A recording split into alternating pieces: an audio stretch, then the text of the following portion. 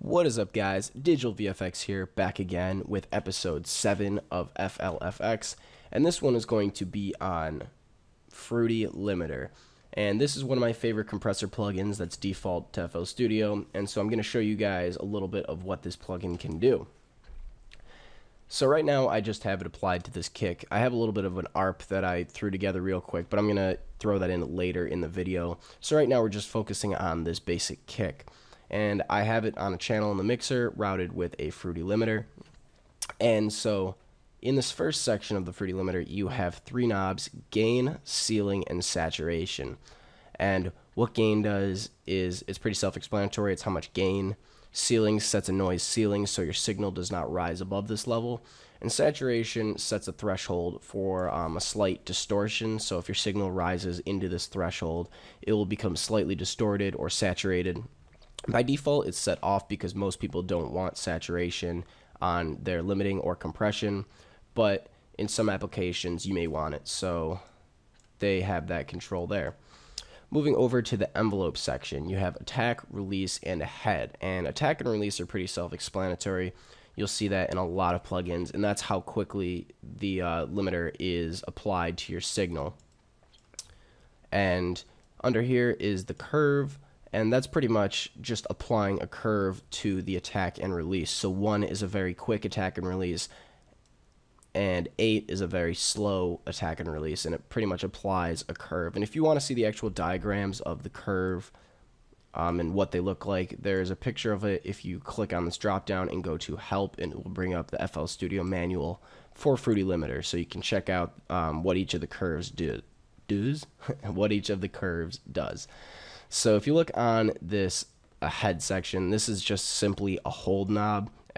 It's called hold in many other plugins, but it's pretty much just a sustain time for the envelope. So in case your signal is releasing too early, or the limiter is releasing too early on your signal, you can bring up this ahead and you can set a sustain time, so your release will wait this time until it actually starts releasing.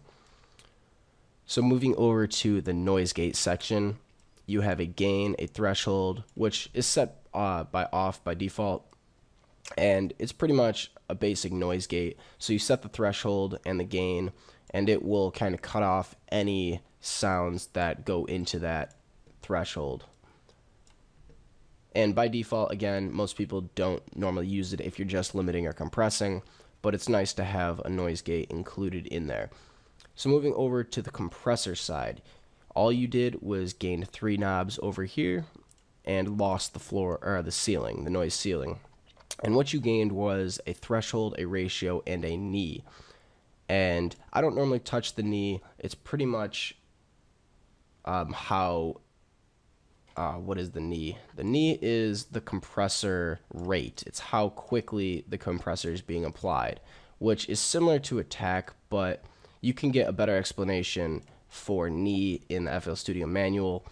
I'm not super confident in that answer because, I mean, I know what it says, but I don't know what it does too much because I haven't used knee at all.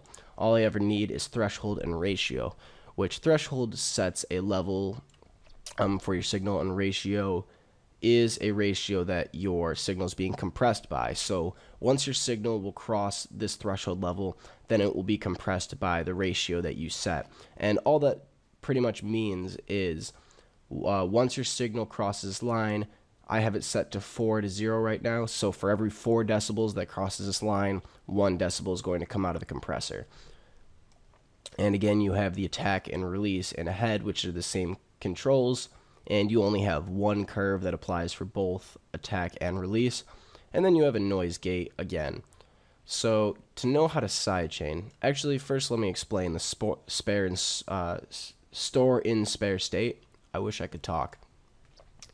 But store in spare state is if you have a compressor setting. So let's say you want to try out this compressor setting. You can store that in spare state, and you can play your kick, and you can see there's a little bit of gain reduction. So maybe you want to add a little bit more compression. That's a very high compression ratio. So there's a very high compression now. So what you can do is press this arrow that is 2 arrows, and you can flip between the two compressor settings. So all this does is it stores it in a temporary bank so that you can recall it and flip between these two settings right now. So if you want to compare two different compressor settings or a compressor and a limiter setting, you can do that as so. So as you can see, it's a very quick way to flip between settings, so that's a nice knob to have right there. So now to learn how to sidechain with Fruity Limiter, I'm going to turn on this ARP, and you're going to select the kick that you want to be the sidechain controller, and you're going to go to the channel that you want to be sidechained, and you're going to look at this arrow pointing up in the master or on the mixer, and you're going to right click and go to sidechain to this track. So now you're going to go to the channel that you just targeted from the kick, and you're going to open the Fruity Limiter channel from that channel. And what you're going to do from here is go over to the compressor section, throw the sidechain up to sidechain channel 1, which should now be available because you sidechain the kick to this channel. And what you're going to do is put a pretty steep threshold on there. I normally do about 30 decibels, negative 30 decibels I should say. And put a pretty high compression ratio. Usually I do between 7 and 8, so I'll just do 7.4. That works. And so now, as you see, whenever I'm going to lower that volume just a little bit, but you can see based on the display here, you can tell that the ARP is being sidechained. And to affect the rate at which it's being sidechained,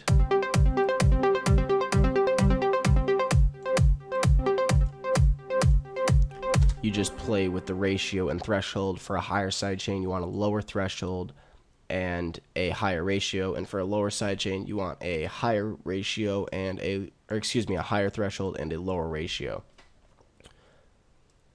And the only other thing to really explain is that these buttons over here just kind of toggle what you can see in the display. So as you can see, this is paused right here, and it pretty much just toggles what you can see and how your signal is being processed.